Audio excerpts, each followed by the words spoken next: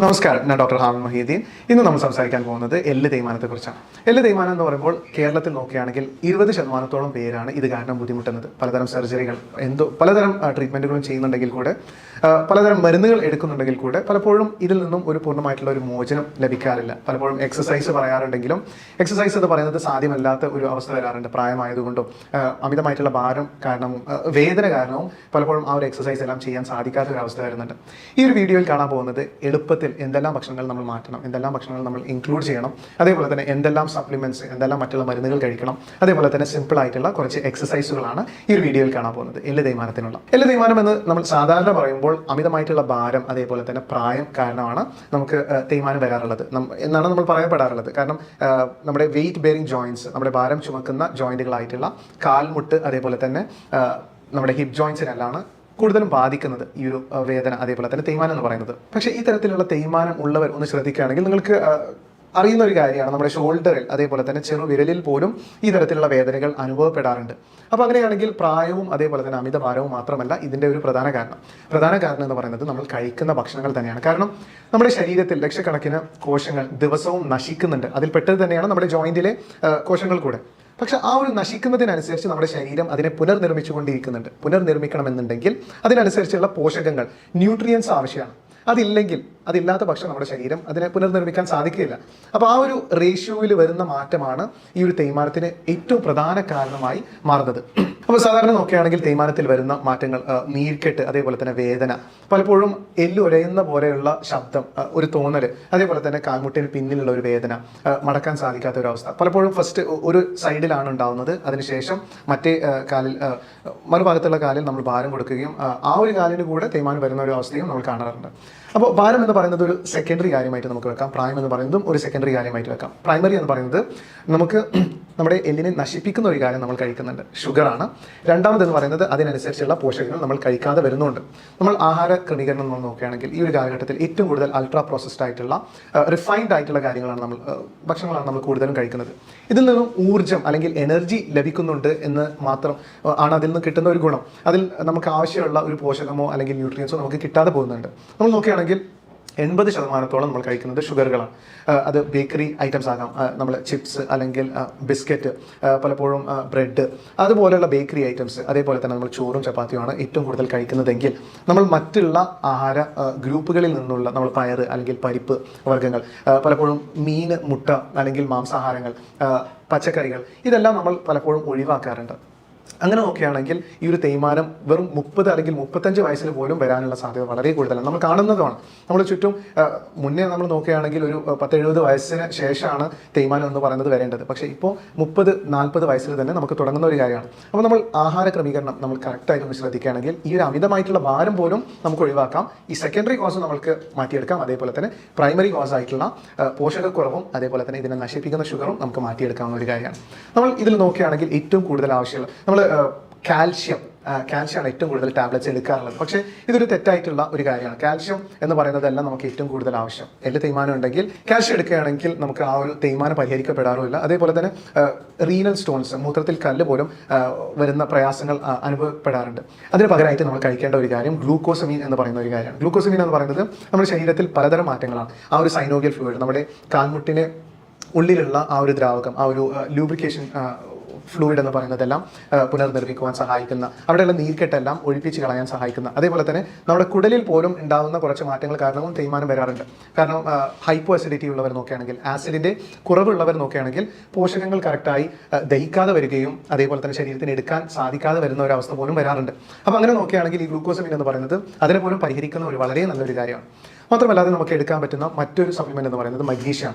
Magnesium എന്ന് പറയുന്ന mineral നമ്മൾ സപ്ലിമെന്റ് രൂപത്തിൽ എടുക്കുകയാണെങ്കിൽ മഗ്നീഷ്യം സിട്രേറ്റ് ഒരു 300 mg ദിവസം എടുക്കുകയാണെങ്കിൽ വളരെ നല്ലൊരു കാര്യമാണ്. ഈ ഒരു എല്ലിന്റെ ബലത്തിന് സഹായിക്കുന്ന ഒരു കാര്യമാണ്. സിങ്ക്, സെലീനിയം, മഗ്നീഷ്യം, പൊട്ടാഷ്യം എന്ന് പറയുന്ന എല്ലാം തന്നെ ആവശ്യമാണ്. വെറും കാൽഷ്യം അല്ല. എല്ലാവരും ചെയ്യുന്ന വലിയൊരു അബദ്ധം തന്നെയാണ് കാൽഷ്യം മാത്രം എടുത്ത് തേയ്മാനം മാറിക്കിട്ടും എന്ന് കരുതുന്നത്. അപ്പോൾ ഈ ഒരു മിനറൽ എടുക്കുകയാണെങ്കിൽ, മഗ്നീഷ്യം എടുക്കുകയാണെങ്കിലും നമ്മുടെ എല്ലിൻ്റെ തേയ്മാനത്തിന് വളരെ സഹായിക്കുന്ന ഒരു കാര്യമാണ്. അതിനൊപ്പം നമ്മൾ ശ്രദ്ധിക്കേണ്ട ഒരു കാര്യമാണ് വിറ്റമിൻ ഡി ഉണ്ടോ എന്നുള്ളത് കറക്റ്റായിട്ട് ഉറപ്പുവരുത്തേണ്ടതാണ്. ഒരു ടെസ്റ്റ് എടുത്ത് പലപ്പോഴും നോർമൽ ലെവൽസിലാണെങ്കിൽ കൂടെ ഒരു രോഗാവസ്ഥയിൽ നമ്മുടെ ശരീരത്തിൻ്റെ റിക്വയർമെൻറ്റ് വളരെ കൂടും. അപ്പോൾ വിറ്റമിൻ ഡി എന്ന് പറയുന്നത് കുറവാണെങ്കിൽ കൂടെ അല്ലെങ്കിൽ കറക്റ്റ് ആയിട്ടുള്ള അളവിലാണെങ്കിൽ കൂടെ ഒരു മാസം അത് കറക്റ്റ് ആയിട്ടുള്ള സപ്ലിമെന്റ്സ് എടുക്കുകയാണെങ്കിൽ അതും വളരെ ഒരു നല്ല കാര്യമാണ്. അതേപോലെ തന്നെ വിറ്റമിൻ സി, ഈ മുന്നേ പറഞ്ഞ മഗ്നീഷ്യം മിനറൽ നമുക്ക് ശരീരത്തിൽ അബ്സോർബ് ചെയ്യാൻ ഹെൽപ്പ് ചെയ്യുന്ന ഒരു കാര്യമാണ് വിറ്റമിൻ സി. അത് കറക്റ്റ് ആയിട്ട് എടുക്കേണ്ടതാണ്. ഒരു ദിവസം 100 mg എടുക്കുകയാണെങ്കിൽ നല്ലൊരു കാര്യം തന്നെയാണ്. അതേപോലെ തന്നെ നമ്മൾ മനസ്സിലാക്കേണ്ട ഒരു കാര്യമാണ് റിഫൈൻഡ് ഓയിൽ എന്ന് പറയുന്നത്.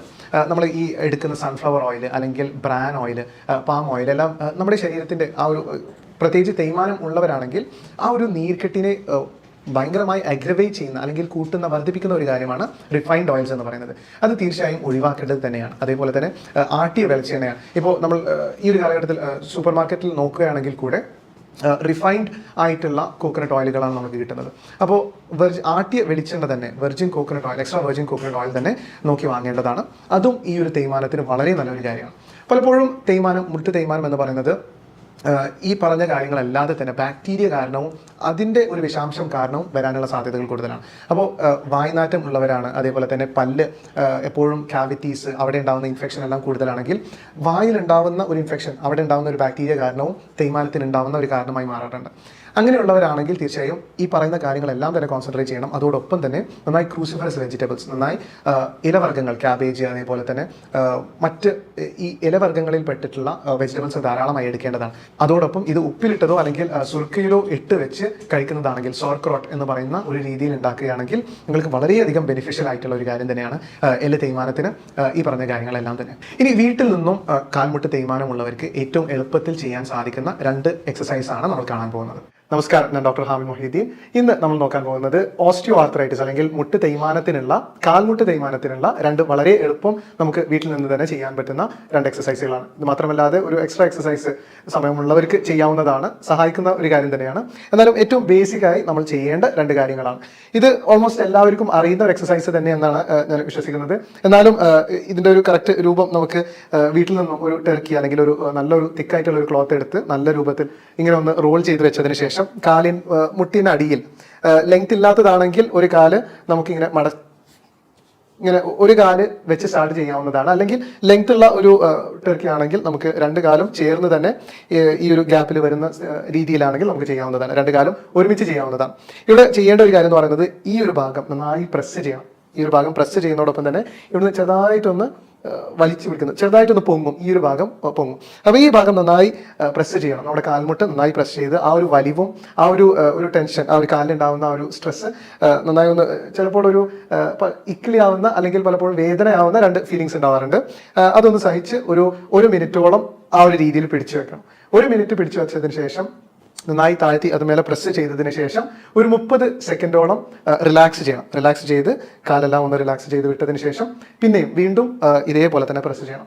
ഇങ്ങനെ ഒരു 2 പ്രാവശ്യം ദിവസവും, ഒന്ന് ഉറങ്ങുന്നതിന് മുന്നേ അല്ലെങ്കിൽ അതിനുശേഷം എഴുന്നേറ്റതിന് ശേഷവും ഇതുപോലെ ചെയ്യുകയാണെങ്കിൽ, പിന്നെ മുന്നേ നമ്മൾ പറയുന്നത് പോലെ കാൽമുട്ട് തേയ്മാനം എന്ന് പറയുന്നത് വെറും ഒരു വെയിറ്റ് കാരണമോ അല്ലെങ്കിൽ അമിതമായിട്ടുള്ള ഭാരം കാരണമോ അല്ലെങ്കിൽ മറ്റുള്ള ഒരു ഫിസിക്കൽ തേയ്മാനത്തിന് മുന്നേ എന്ന് പറയുന്നത് നമുക്ക് ന്യൂട്രീഷൻ, നമുക്ക് അതിന് ആവശ്യമുള്ള പോഷകങ്ങൾ ഇല്ലാത്തത് കാരണമാണ് തേയ്മാനം വരുന്നത്. ആ ഒരു ഭാഗത്തിലുള്ള നമ്മുടെ കാർട്ടിലേജ് എന്നെല്ലാം പറയുന്നത് തേഞ്ഞു പോകുന്നത് നമുക്ക് കറക്റ്റ് ആയിട്ടുള്ള ഫുഡ് ഇല്ലാത്തത് കാരണമാണ്. അപ്പോൾ ആ ഒരു ഭക്ഷണ ക്രമീകരണം മറ്റുള്ള വീഡിയോസിൽ നിങ്ങൾക്ക് കാണാവുന്നതാണ്, നിങ്ങൾക്ക് നോക്കാവുന്നതാണ്. അത് ചെയ്യുന്നതോടൊപ്പം തന്നെ ചെയ്താൽ മാത്രമാണ് ഇതിൽ കറക്റ്റ് ആയിട്ടുള്ള ഒരു റിസൾട്ട് കിട്ടുകയുള്ളൂ. അതേപോലെ തന്നെ അതിന് കഴിക്കേണ്ട കറക്റ്റ് ആയിട്ടുള്ള സപ്ലിമെന്റ്സ്, മരുന്നുകളെല്ലാം തന്നെ കഴിക്കേണ്ടതാണ്. രണ്ടാമതായി നമ്മൾ കാണാൻ പോകുന്ന ഒരു എക്സസൈസ് എന്ന് പറയുന്നത് സിമ്പിൾ എക്സസൈസ് ആണ്. 2 കാലുകളും ശരീരത്തിന്റെ അടുത്തോട്ട്, 2 കാൽപാദങ്ങൾക്കും ഇടയിൽ ഒരു ഫീറ്റ് ഡിസ്റ്റൻസ് ഉറപ്പുവരുത്തേണ്ടതാണ്. അങ്ങനെ വെച്ചതിന് ശേഷം ഒന്ന് ലിഫ്റ്റ് ചെയ്യുന്ന ഒരു എക്സസൈസാണ്. ഇങ്ങനെ ലിഫ്റ്റ് ചെയ്യുന്ന സമയത്ത് ശ്വാസം ഉള്ളിലോട്ട് വലിച്ചാണ് നമ്മൾ എടുക്കേണ്ടത്. നന്നായി ഇൻഹെയിൽ ചെയ്തിട്ടാണ് ഈ ഒരു പിന്നെ നമ്മൾ ലിഫ്റ്റ് ചെയ്യേണ്ടത്.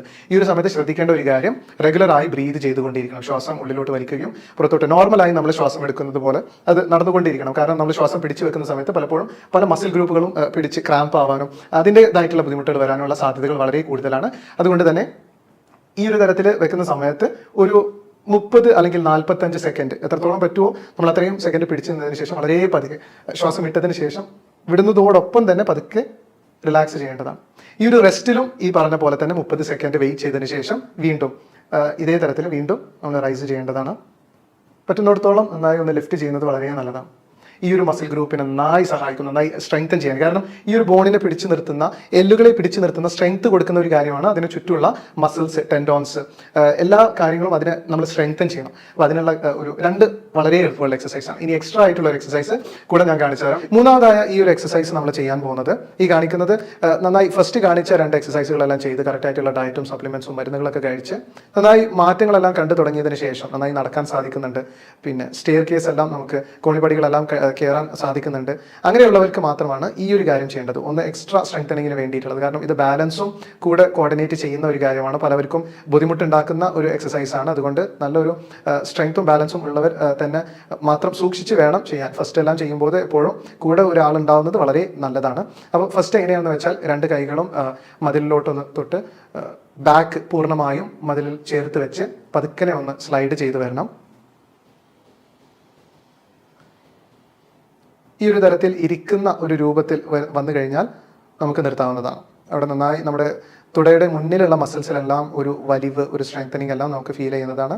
ഈ പറഞ്ഞ പോലെ തന്നെ ഒരു 3/4 മിനിറ്റ് അല്ലെങ്കിൽ 1 മിനിറ്റ്, 1.5 മിനിറ്റ് എല്ലാം നിങ്ങൾക്ക് സാധിക്കുന്ന അത്ര നിങ്ങൾ ചെയ്തതിന് ശേഷം ഒരു 30 സെക്കൻഡ് റെസ്റ്റ്. ഈ ഒരു സമയത്തും എപ്പോഴും പറയുന്ന പോലെ തന്നെ ബ്രീതിങ് എന്ന് പറയുന്നത്, ശ്വാസം എടുക്കുന്നതും വിടുന്നതും വളരെ നോർമൽ ആയിരിക്കണം. ശ്വാസം പിടിച്ചു വെക്കാൻ പാടുള്ളതല്ല. ഈ കണ്ട എക്സസൈസ് നിങ്ങൾക്ക് നന്നായി സഹായിക്കുന്ന ഒരു കാര്യം തന്നെയാണ്. മാത്രമല്ലാതെ നിങ്ങൾക്ക് കാൽമുട്ട് തേയ്മാനം ഉണ്ടെങ്കിൽ നിങ്ങൾക്ക് ചെയ്യാൻ പറ്റുന്ന ഒരു വളരെ സൂപ്പർ ഫുഡ് എന്ന് പറയുന്ന പോലെ ഒരു കാര്യമാണ് എല്ല് സൂപ്പുകൾ. നമുക്ക് ബോൺ ബ്രോത്ത് എന്ന് പറയുന്ന ഒരു കാര്യം. ഇതിൽ ഈ പറഞ്ഞ മുന്നേ പറഞ്ഞ എല്ലാ തരം മിനറൽസും അതേപോലെ തന്നെ പ്രോട്ടീൻസും എല്ലാം അടങ്ങിയിട്ടുള്ള കാര്യമാണ്. കൊളാജൻ, അതേപോലെ തന്നെ ഗ്ലൂക്കോസമീൻ, മെഗ്നീഷ്യം, വിറ്റമിൻ സി എല്ലാം അടങ്ങിയിട്ടുള്ള ഒരു വളരെ നല്ല കാര്യമാണ് എല്ല് സൂപ്പ് എന്ന് പറയുന്നത്. കൂടുതലും മട്ടൻ്റെ എല്ല് സൂപ്പാണെങ്കിൽ വളരെ നല്ലതാണ്. അപ്പോൾ ഇതെല്ലാം നിങ്ങളൊന്ന് ഉൾക്കൊണ്ട് ഫസ്റ്റ് ട്രൈ ചെയ്തതിന് ശേഷം മാത്രം ബാക്കിയുള്ള കാര്യങ്ങൾ നോക്കുക. തീർച്ചയായും ഒരു ഡോക്ടറിൻ്റെ അഡ്വൈസിൽ തന്നെയാണ് നിങ്ങൾ ചെയ്യേണ്ടത്. എന്നാലും ഒരു സർജറിക്ക് പോകുന്നതിന് മുന്നെയോ അല്ലെങ്കിൽ നിങ്ങൾ നിരാശപ്പെട്ടിരിക്കുന്നതിന് മുന്നെയോ ഇത്തരം കാര്യങ്ങളെല്ലാം ചെയ്ത് തീർച്ചയായും ടൈം എടുക്കും. ഒരു 3-4 മാസം എടുത്താണ് ഈ ഒരു കാര്യമെല്ലാം നമുക്ക് റീജനറേറ്റ് ചെയ്യാൻ സാധിക്കുള്ളൂ. എന്നാലും ആ ഒരു ടൈമിലൂടെ നിങ്ങൾ പേഷ്യൻ്റായി ഈ ഒരു കാര്യങ്ങളെല്ലാം ചെയ്യുകയാണെങ്കിൽ നിങ്ങൾക്ക് നല്ല മാറ്റങ്ങൾ തന്നെ കാണാവുന്നതാണ്. എല്ലാവർക്കും ഒരു നല്ല ആരോഗ്യം ആശംസിക്കുന്നു നേരുന്നു. വീണ്ടും ഒരു ഹെൽത്ത് വീഡിയോയുമായി കാണാം. Thank you.